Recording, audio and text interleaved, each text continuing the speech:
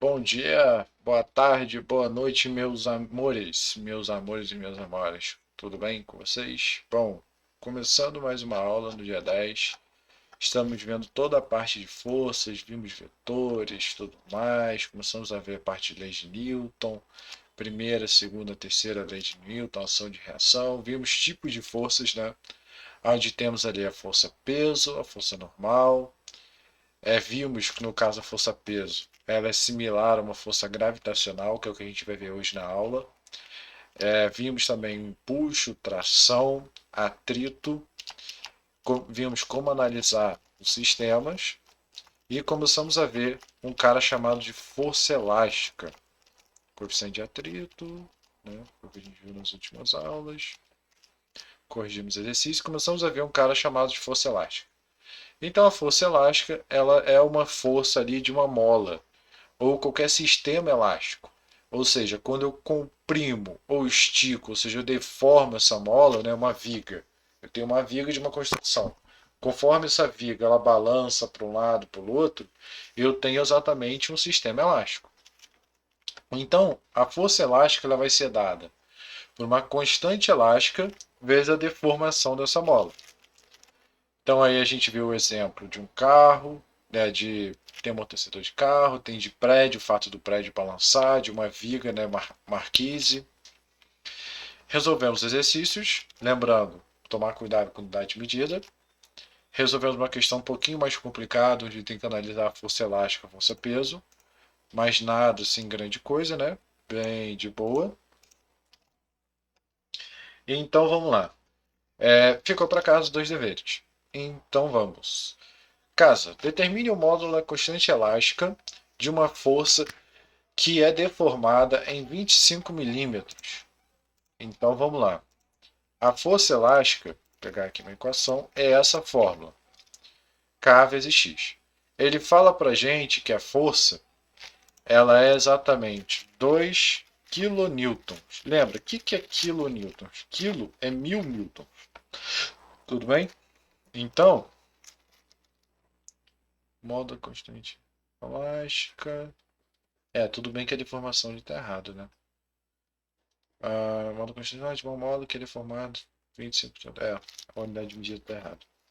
Mas eu vou consertar aqui, ó. E aí eu vou ter 25 milímetros.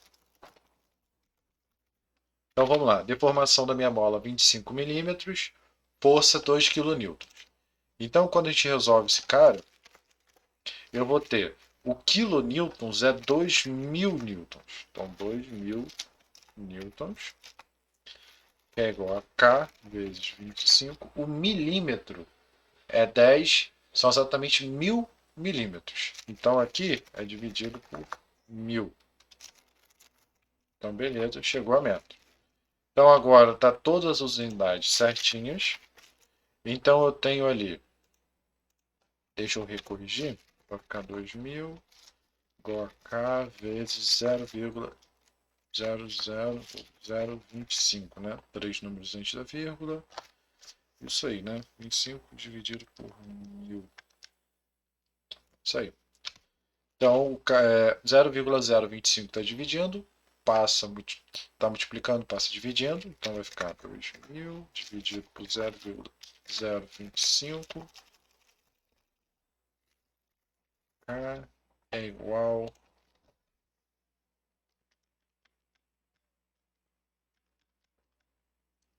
aqui vai dar 8. Ué,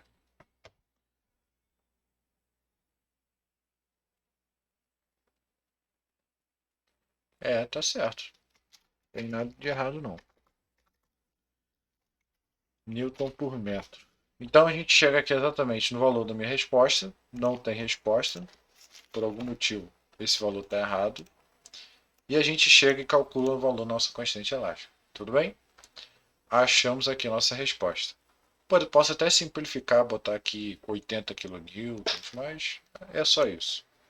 E outra questão ficou para casa. Determine a variação de uma mola que possui uma força de atuação de 30 newtons e uma constante elástica de 300 Nm. Então vamos lá. Minha força elástica é igual a K vezes X. Ele fala que aplica uma força de 30 newtons, onde eu tenho uma constante elástica de 300 newton por metro, e eu quero saber a deformação x. Repara que eu já sei que a minha deformação vai ser dada em metro, tudo bem? Então vai ficar 30 dividido por 300 é igual a x. X é igual, então, 30 dividido por 300, mesma coisa que 1 dividido por 10, que é igual a 0,1 metros. Então, achei meu valor. Se quiser, eu posso simplificar e multiplicar esse cara por 100. 0,1 metros, isso aqui vai dar 10 centímetros. Né? Então, ou seja, eu peguei uma mola e ela esticou 10 centímetros. Tudo bem? Então, a gente termina o conceito de força elástica. A princípio é isso, não vou ficar me prolongando muito. Tudo certo? E aí a gente começa a ver o conteúdo que está exatamente na OBA. Deixa eu pegar aqui o conteúdo da OBA, só para a gente ter da OE. Estou com OBA na cabeça, mas não é OBA não. Aqui, ó. Esse conteúdo que a gente tem na OE do segundo bimestre. Vimos o conceito de inércia, ação de uma força de corpo, operações com vetores, segunda lei, princípio da reação, exemplo de terceira lei de Newton. E a gente vai começar a ver esse conteúdo aqui, ó, lei da gravitação universal. Tudo bem? Então, voltando ao nosso PDF. Então, vamos lá. O que é a gravitação universal de Newton? Então, Newton foi um dos caras primórdios, né, que começou a estudar a gravitação dos planetas. Ou seja, existiam vários caras que estudaram toda essa parte de planetas. Primeiro, existiu Kepler. Quem foi Kepler? Kepler foi um cara que ele começou a observar todo o modelo dos planetas e tentou criar uma equação matemática que relacionasse todos esses planetas. E aí ele conseguiu criar o que a gente chama de leis de Kepler. Ou seja, ele conseguiu observar que a distância do Sol até o planeta, né, está relacionada ao seu período. Ou seja, quanto mais tempo o planeta demora para dar uma volta em torno do Sol, maior essa distância. E com isso ele conseguiu criar uma equação matemática e prever, através do modelo matemático, que o sistema solar deveria existir tantos planetas. Ou seja, a cada distância deveria existir um planeta. Essa foi a grande contribuição dele. A segunda contribuição foi de Galileu. Galileu, através desse conceito matemático, né, ele conseguiu desenvolver e evoluir o telescópio. E aí, não adianta você ter um telescópio e olhar para o céu. O céu é vasto, né? Se você não sabe o que você está procurando, ou você não sabe onde procurar, você nunca vai achar.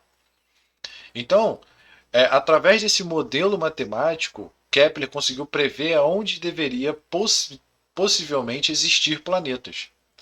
Né? Então, o Galileu utilizou o telescópio e conseguiu identificar Saturno, Urano, Júpiter, se eu não me engano, acho que esses três ele conseguiu identificar. Então, esse foi o grande efeito. Mas até então, tanto Kepler quanto Galileu não explicavam por que os planetas giravam um em torno do outro. O que fazia com que eles girassem um em volta do outro? Então, basicamente, quem começou a estudar isso foi um cara chamado Newton. Então, Newton ele disse que existe uma força gravitacional e essa força gravitacional ela é uma das forças fundamentais, que é uma força que ela atrai corpos de massa. Ou seja, todo corpo que tem massa vai existir uma força gravitacional que vai atrair eles. E ele vai ser dado exatamente por essa equação aqui, ó. F igual a G M1 M2D ao quadrado. Esqueci de pegar o valor da constante de G. Vou ver se eu acho aqui na internet quando eu falo. Então, o que acontece? Basicamente, ele observou que corpos de massa tendem a se atrair. Ou seja, independente... achei aqui. Independente do corpo de massa, ele vai tender a ser atraído. Né? Então, como exemplo aí, a gente tem, por exemplo, eu e essa calculadora. Eu exerço uma força gravitacional para atrair essa calculadora. E a calculadora exerce uma força gravitacional para me atrair. Só que como a massa ela é muito pequena, então essa força gravitacional ela é muito pequena. Então, essa força ela se torna mais preponderante, ou seja, mais observável, quando eu tenho corpos de massa muito mais elevados, como exemplo de planetas, estrelas e por aí vai. Né? E também é a única força que ela consegue atuar a longas distâncias. Então, a força gravitacional ela é dada por essa fórmula aqui. Ó. Ela vai ser dada por uma constante gravitacional, a massa m1 de um corpo, a massa m2 do outro corpo, dividido pela distância ao quadrado.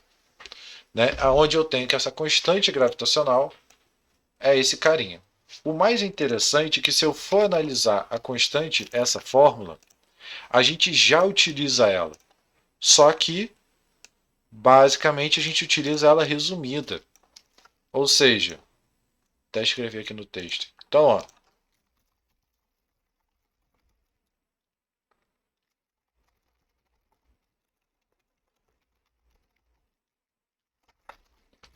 então, se a gente tem um corpo na Terra, né, um corpo que está parado na Terra, nós temos que M1 é a massa da Terra,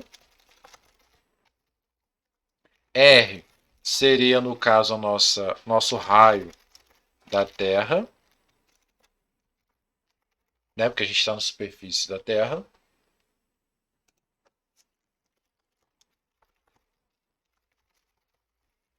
Então a gente vai ter que tanto esse G é uma constante, esse M1 é uma constante, esse R é uma constante.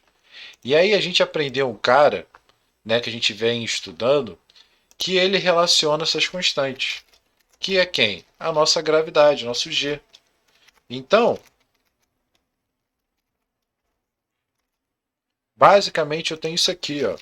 A minha constante gravitacional vezes a massa da Terra, né, seria o nosso M1, dividido pelo nosso R. Esse cara aqui, ó, ele representa exatamente o nosso G. Se você pegar esses valores aqui e dividir eles, você vai ver que ele vai dar aproximadamente 9,81 ou cadê? Aqui. Não. Aproximadamente igual 10 metros por segundo ao quadrado. Ou seja, a força que a gente vem calculando e chamando de força-peso, ela é uma força que ela é derivada exatamente da nossa força gravitacional. Olha que interessante. Então a gente tem ali, ó, que a força-peso ela vai ser esse M2 aqui, que é o corpo que a gente está analisando, vezes a gravidade. Tá? Só que aqui agora a gente está analisando como planetas. Então, como que esse sistema fica, por exemplo, em exercícios? Então, vamos resolver aqui alguns exercícios para a gente ter uma noção. Então, ele fala aqui, ó, a força gravitacional entre dois corpos de massa M1 e M2 tem módulo tal. Então, ele deu a fórmula aqui, em que R é a distância entre eles. G vale tanto, sabendo que a massa de Júpiter é tanto e que a massa da Terra é tanto, o módulo da força gravitacional entre Júpiter e a Terra no momento de maior aproximação é tanto. Dado o maior proximidade ocorre em 6 vezes 10 elevado a 11. Então vamos lá. A fórmula com que eu tenho para analisar meu sistema é essa aqui. Então Gm1 vezes M2. Opa. G é força gravitacional. Vou botar um Fg de força gravitacional. É igual a Gm1 M2 sobre R ao quadrado. Então vamos aos valores. É só pegar e substituir. Então, quem é o G? 6,7 vezes 10 elevado a menos 11.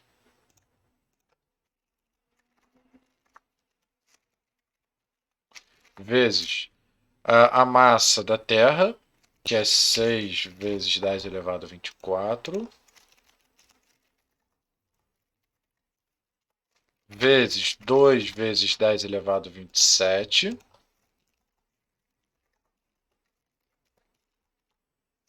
dividido pela distância ao quadrado de 6 vezes 10 elevado a 11. Embora possa parecer grande muita coisa, né, não é tão complicado assim. Ou seja, eu montei a minha equação, agora é só a gente resolver. Como que eu resolvo uma equação como essa? Então, primeiro passo, eu vou lidar só com os números e depois a gente vê as potências, tudo bem? Então vai ficar 6,7 vezes 6 vezes 2, isso aqui vai dar 80,4. Então multiplico os números normalmente, 80,4.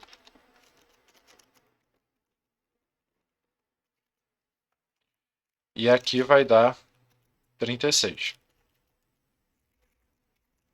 E aí, quando eu tenho potência, ó, 11 elevado ao quadrado é a mesma coisa que 11 vezes 11, né? Então aqui eu vou ter 10 elevado a 12. Desculpa, 10 elevado a 22. Pronto. Montei agora meu sistema. E aí o que eu vou fazer? Vou continuar dividindo. Então eu vou ter 80 dividido por 4 dividido por 36. 80,4 dividido por 36. 2,23. 2,23 vezes. E o que a gente faz com toda essa potência? Quando eu multiplico a potência de bases iguais, eu somo meus expoentes. Então, eu vou ficar menos 11 mais 24 mais 27. E quando eu vou dividir, eu subtraio os expoentes, menos 22. Então, minha força gravitacional ela vai ser exatamente essa aqui. Menos 11 mais 24 mais 27 menos 22. Isso aqui vai dar 18. Então, a força gravitacional entre esses planetas é aproximadamente 2,23 vezes 10 elevado a 18 newtons, que é algo absurdo, né? Então, essa seria a força gravitacional. Tudo bem, gente? Tranquilo? Acho que é de boa, né? Essa parte, né? Acho que é bem tranquilo, bem de boa. Então, mais um exercíciozinho para a gente ter uma noção. No caso, são. Fazer mais um. A força gravitacional entre dois objetos no espaço de massa m e n, separados por uma distância r, é F. Caso o m seja dobrado e a distância entre os elementos quadruplique, podemos dizer que a nova força de interação gravitacional será D. Então vamos lá. Vou montar aqui a equação para vocês entenderem o que está acontecendo. Então ele fala que existe um corpo de massa m maiúsculo e um corpo de massa m minúsculo. A distância é r e a força é chamada de F. E aí o que acontece? Ele fala que ele dobra, caso o m seja dobrado, então vou ter 2m, e a distância entre eles quadruplique, ou seja, 4 vezes. Então aqui agora eu vou ter 4 vezes r. Certo? Então vamos tentar deixar esse cara de baixo parecido com o cara de cima. Tudo bem? Então como que a gente vai fazer isso aqui? Ó? O 4 está ali embaixo. Só que como o 4 está ao quadrado, eu posso tirar esse cara e dizer que é a mesma coisa que 16. 16 vezes R, né? 4 vezes 4, 16. Então, espera aí. Show de bola. Então, ó, posso simplificar esse 2 com esse 16. Deixa eu só fazer um negocinho antes. Vou chamar esse cara de um F', que é o que ele pede aqui. Ó. Então, 2 para 16 vai dar 8, né? Então, aqui vai cortar 8. Então, vamos lá. Esse cara G, M, N e R ao quadrado, ó, eu posso dizer que é a minha força F. Não posso? Então, eu posso dizer que a minha força é F dividida por 8. Ou seja, qual é a relação que eu cheguei? Que se eu dobrar a massa e quadruplicar a distância, a minha nova força ela vai ser exatamente 1/8 da minha força anterior, minha força original. Tudo bem?